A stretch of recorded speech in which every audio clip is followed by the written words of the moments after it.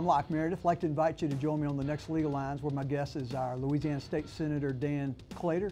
Dan's talking to us about the problems that we're facing as a state. Again, obviously we don't have enough money to pay our bills, so we're $500 million short.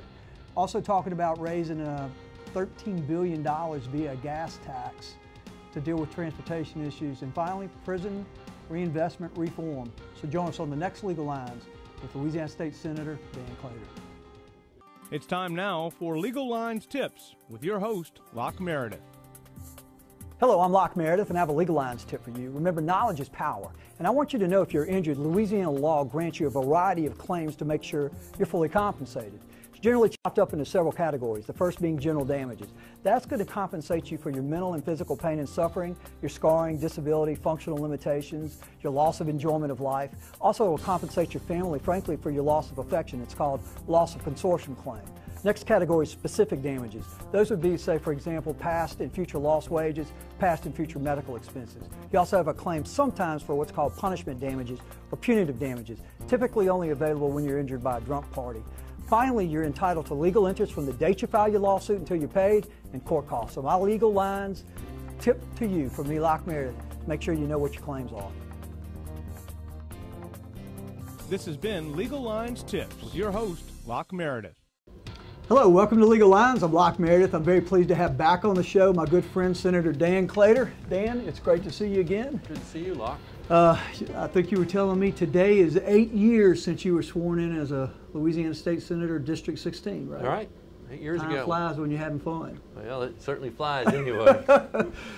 Lord knows our state's been through hell in the last several months. We've had the flood here recently in August, and we had the absolute tragedies of the shootings and everything. And now you guys are having to struggle with the budget and kind of no big money's coming in. Tell the folks kind of where we are in that world.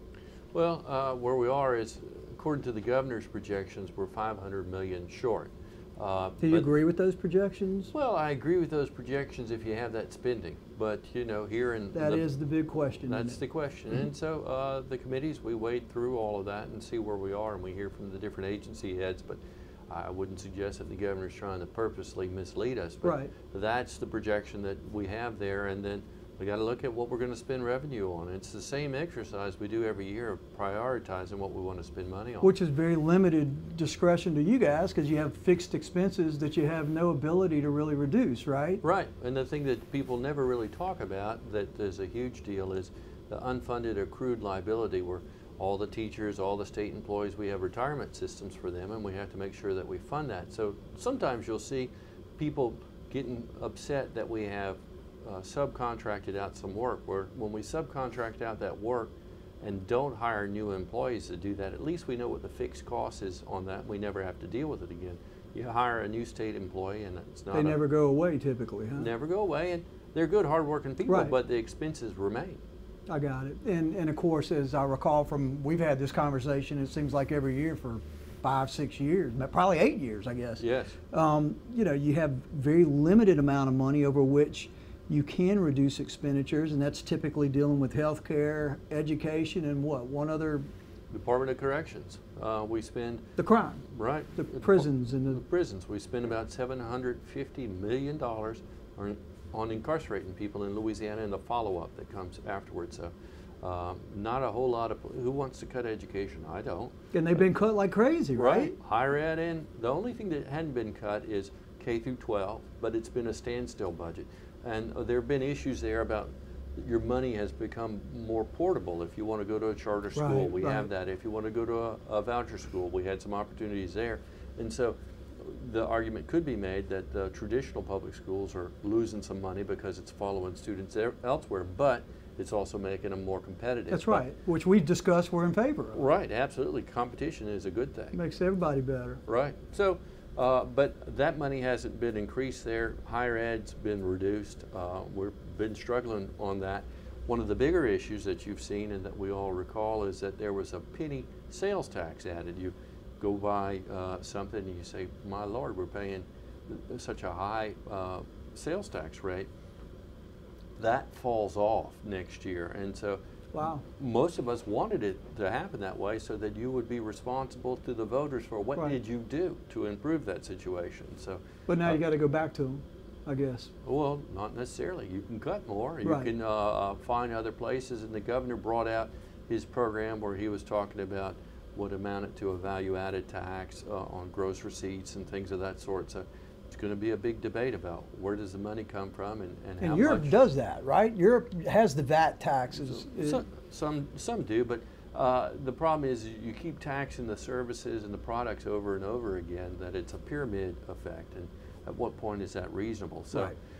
there's going to be a lot of discussion on that, and there are a lot of incentives or giveaways, depending on if it's your incentive or somebody else's giveaway, that we have to take a look at. Right. In fact, I've been encouraged over the years to buy these movie credits, and I got a letter this year that says, "Sorry, we've maxed out on your ability to reduce your state taxes this year." And you're going, "Wait a minute," but Right, but you'll get paid next year. I hope. It doesn't evaporate. So. all right. Well, let's talk about then. Really, what it boils down to: y'all going to cut expenses, but reduce services as a result, or raise taxes, right? Correct. Okay, and where we end up in that, I saw a survey came out today or something where they're saying, done by LSU, saying, folks are okay with some mix of Combination of the two. and, then I'm reading that purportedly we're, number 6 and lowest taxed citizens in our country per state.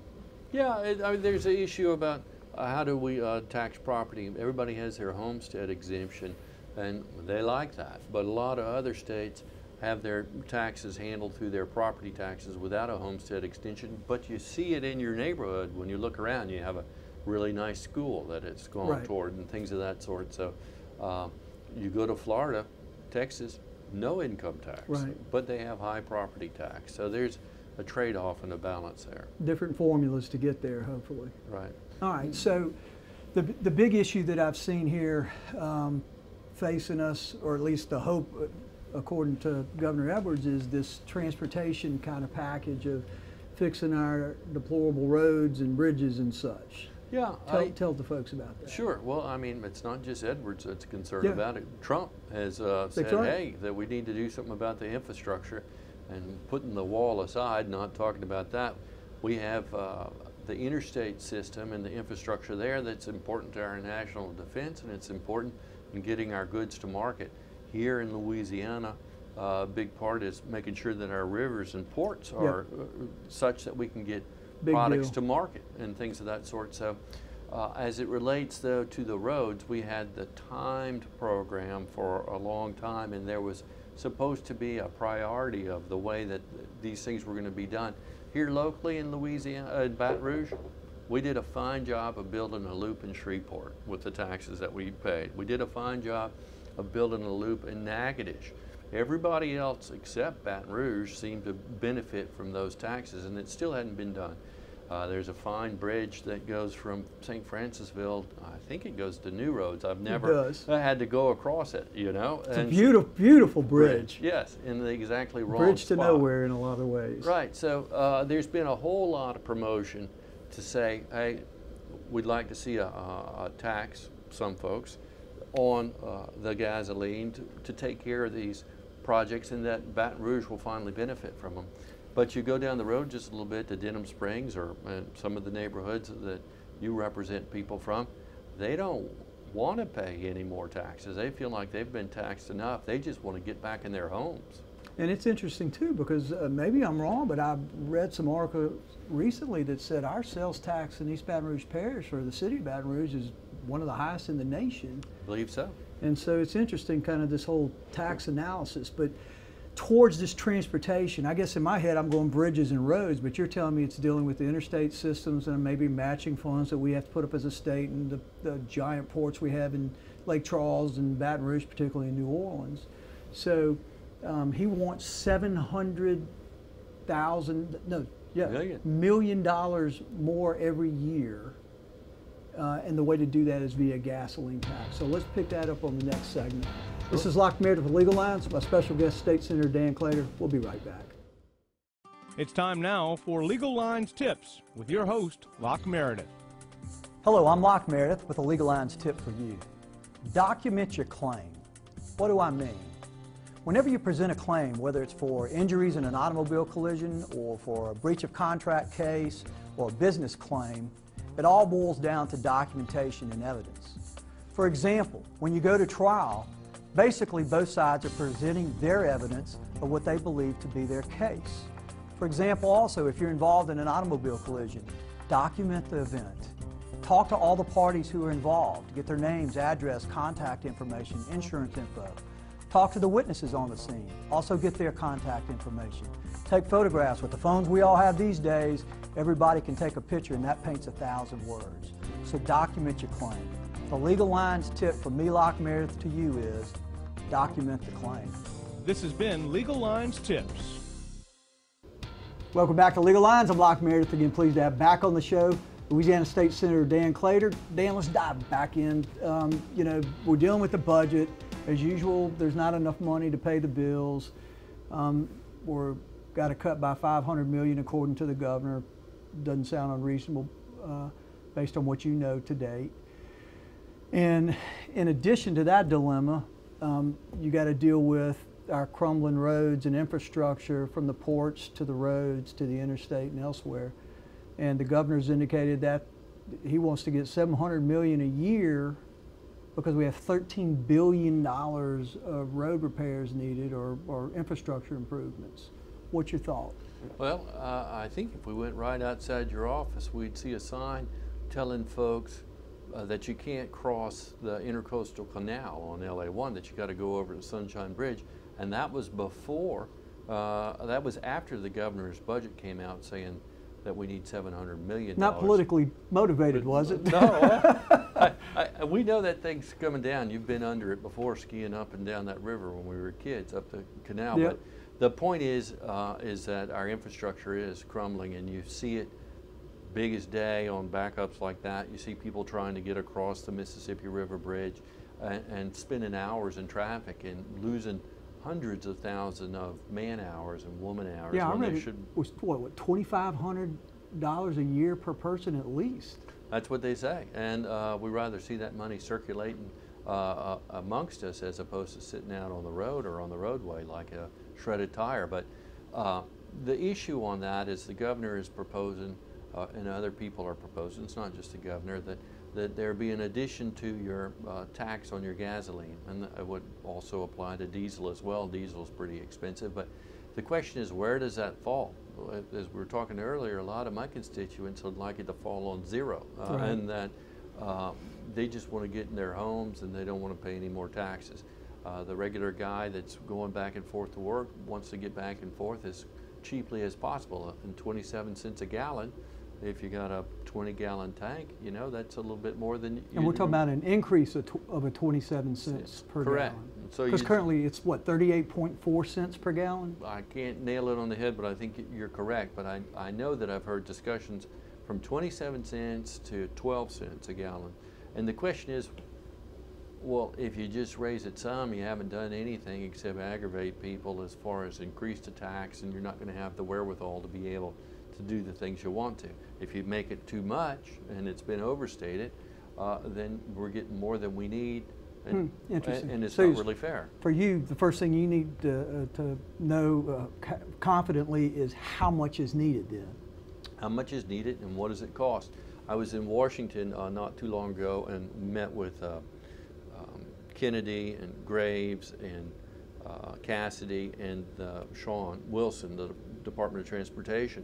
And those federal guys were pretty incredulous that it wasn't prioritized to the point to where they could understand it. They said, we want to know what you want, describe the project, how much it costs, and when are you ready to go? They're ready for shovel-ready things as it relates to the federal government. Kind of similar to the little dilemma I've seen or seem to be watching happen on the flood monies. Like, are we going to get the money? When are we going to get the money? Is it ready to be spent? How's it going to be spent? And so what you're telling me is the feds aren't even going to talk to y'all till you got your ducks in a row. Right, and why don't we have them in a row? And that's my question. And why don't we have them prioritized? Where you hear a lot of people in Baton Rouge saying we want another bridge across the river. Well, truth is, you talk to an engineer, putting more lanes on the interstate we already have will move a lot of people. And so we have to understand what we're really getting. And a lot of this engineering work is not really intuitive like you and I would think it would be. So is it premature to even discuss about taxes now, or is this one of those ducks getting in a row? You got to have your tax revenue set aside and ready to be pulling it in, or in fact pulling it in before you go to the feds? Well, the feds like to do a match. They want to see that there's an effort on the part of the state, and so they always do a very favorable match. On health care, it's a 90-10. We put up $10 and they put up 90. That's pretty good. Ordinarily, we have a pretty good exchange with them on the federal projects of us putting up our own money, but on state roadways, we're not going to see anything from the feds other than being bound by their regulations on the way that they have to proceed. So where they would give us help would be the interstate system and the ports? Correct. Okay. All right, and so got to learn what the number is, got to see how much money you need as a result via taxes and implement what's necessary to get those revenues. And then you go, do you need your contracts lined out and all that before you go see the feds? Or well, they like to hear that they're shovel ready. Okay. And as we were talking in the last... Which means what? Because President Obama didn't know what it meant, clearly. It means you're ready to go, that all you have to do is tell the contractor roll and they mobilize and they're ready to go. So you got to have everything ready to go, pull the trigger, so to speak. Yeah, that's what they want to see. So I'm reading that 1 cent rise in the gasoline tax is equal to $30 million, and you've indicated what, raising it by 27 cents to down to 13 cents? Everybody has a different idea on it, but let's just say, I'm not saying that's the number, if it was 30 cents, then we'd be talking $900 million. Okay. And as we talked about in the last segment, everywhere in the state has benefited from the time program, but Baton Rouge has not. And so we should be first in line. Absolutely. Okay, good. Fix the Washington Street exit. Okay. Do things of that sort. That's been talked about. Put a couple of more lanes out there. The folks in the overpass area in Perkins Road, they're not going to be happy about it, but one of the things that has been in the discussion for quite a long time is we need another lane coming from the bridge all the way to the 10-12 split. Yep. All right, and so, and as I was reading that the gas tax on Louisianans hadn't been raised for decades. Correct. It's certainly not kept up with inflation, and if you index it, it goes up, it comes down, it's hard to predict. If you know what that solid number is, then you can plan. So you would predict that more likely than not that there is going to be some increase in the gas tax? I don't know. Okay. I can't tell you that for sure. And that there's a strong push locally by groups that are really concerned about it. But as far as the temperature of the legislature and what goes on in the House, I'm not a great predictor of the mindset of the House. Okay. Let's shift gears real quick. What effect is kind of our budget problems going to have on TOPS? I'm reading that they're going to change up the criteria potentially. Yeah. Well, already have for the special TOPS awards, right? Yeah, I actually changed that myself last year, and then I brought a bill for us to enter into this discussion. And TOPS has 3 levels, and I would just call it regular, premium, and Cadillac. And the Cadillac is just relative to the stipend, but the bar wasn't very high on that as far as I was concerned. So we increased the GPA. We did not increase the ACT. Franklin Foyle and some other representatives have looked at moving the the GPA from 2.5 to 3.0, and there's going to be a lot of discussion about that. What's the purpose of TOPS? Right, we were talking about it. Yeah, and so is it to incentivize those from low income to do better? Is it to incentivize everyone to do better? Is it to provide an opportunity for people of moderate means? We'll find out, huh? Yep. All right, we'll continue this on the next segment. This is Locke Meredith with Louisiana State Senator Dan Claitor. We'll be right back. It's time now for Legal Lines Tips with your host, Locke Meredith. Hello, I'm Locke Meredith with a Legal Lines tip for you. Document your claim. What do I mean?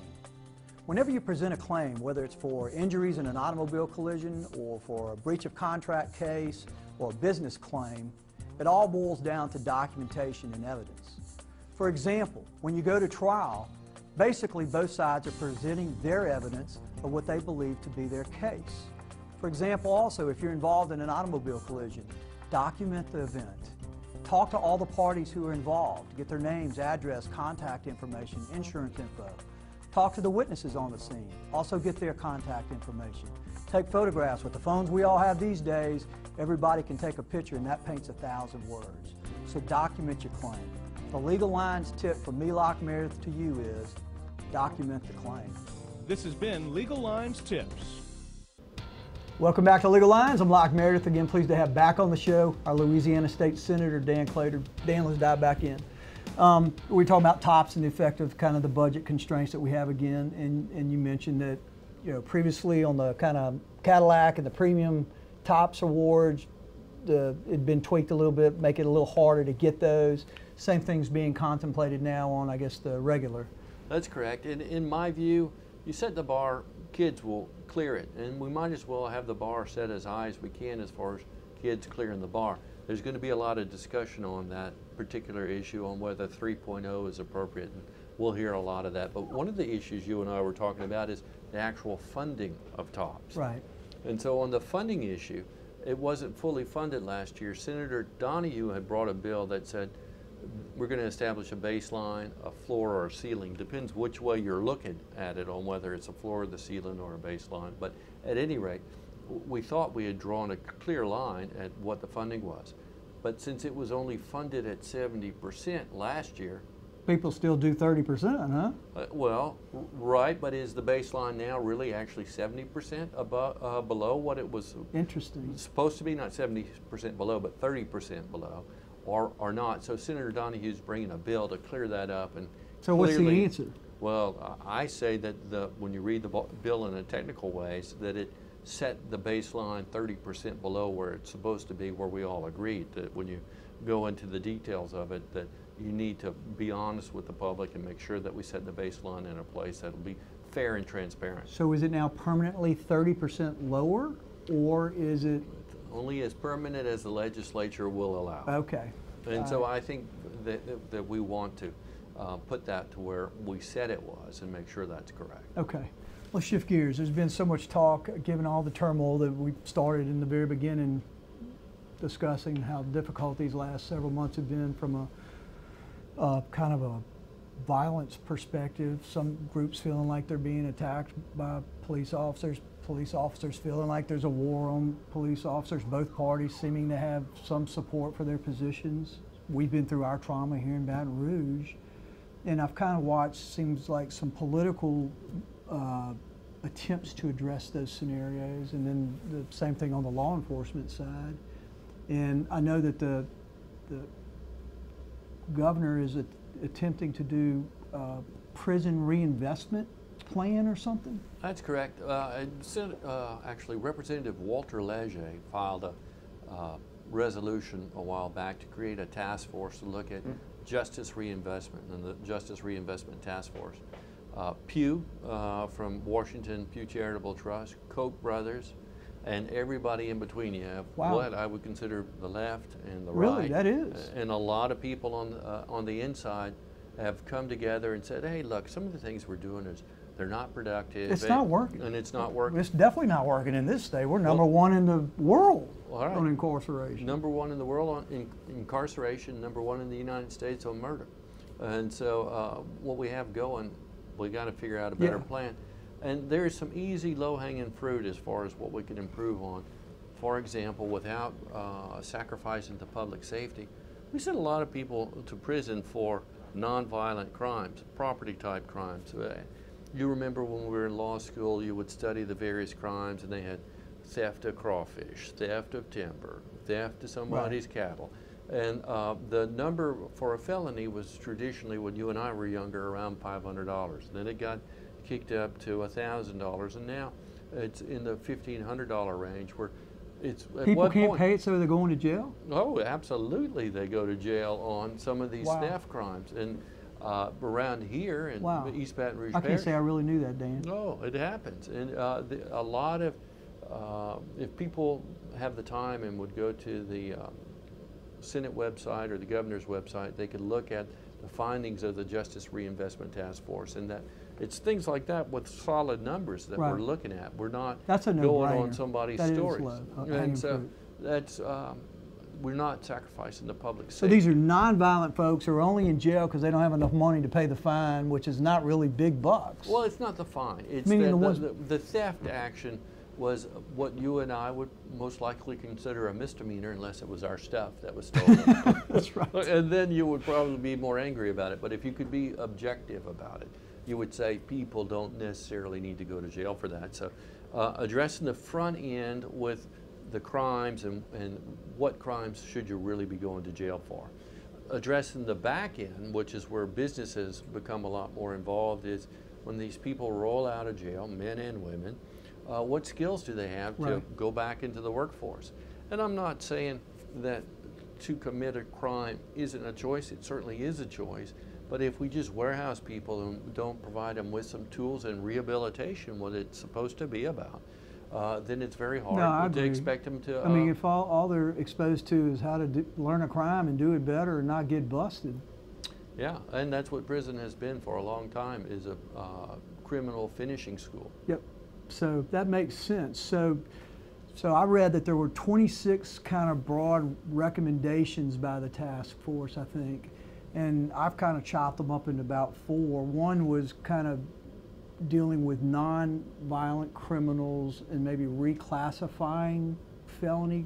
Is that right? Yeah, one of the things that's happening is a reclassification in that in Louisiana, we don't have the system like you see in a lot of other states. You hear about a Class A felony or a Class B felony, a Class C. In Louisiana, every crime has its own little statute on it as it relates to sentencing. And so we're just trying to make it more transparent and more consistent on what's going on. The Senate President, John Alario, is actually going to carry that bill. That's not something that he ordinarily fools with. But on the front end, on the classification side, that is an issue that would be more transparent to victims, defendants, defense lawyers, judges.